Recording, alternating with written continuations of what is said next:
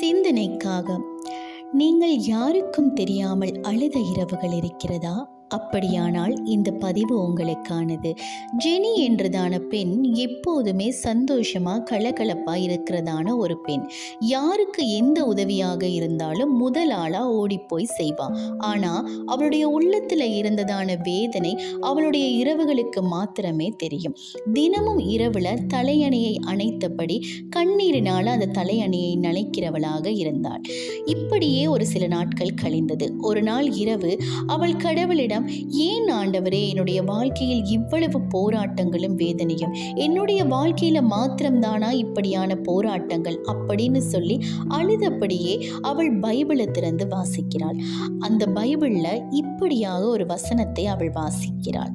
உன் கண்ணீரை நான் என் குடுவையில் சேகரிக்கிறேன் என்பதான வசனத்தை அவள் வாசிக்கிறாள். அந்த நேரத்தில் அவளுடைய உள்ளத்துக்கு தோணுது, நான் யாருக்கும் தெரியாமல் அழுத இரவுகள் இருக்கலாம், ஆனால் தேவனுக்கு தெரியாமல் ஒரு கண்ணீரும் விழாது என்பதை அவள் உணர்கிறாள். அந்த இரவு அவளின் சூழ்நிலை மாறவில்லை, ஆனால் அவளின் மனம் மாறியது. இன்று உங்களிடம் சொல்ல வேண்டியது ஒன்றே, உங்கள் அழுகை வீணல்ல, உங்கள் அமைதியான பிரார்த்தனை கேட்கப்படாமல் போகாது. இரவுகள் எவ்வளவு நீண்டாலும் காலை கண்டிப்பாக வரும்.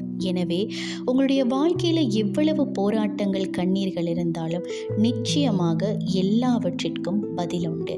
கலங்காதீர்கள், தேவன் எப்போதும் உங்களோடு கூட இருப்பாராக. விசுவாசித்தால் ஆமேன் என்று சொல்வோமா?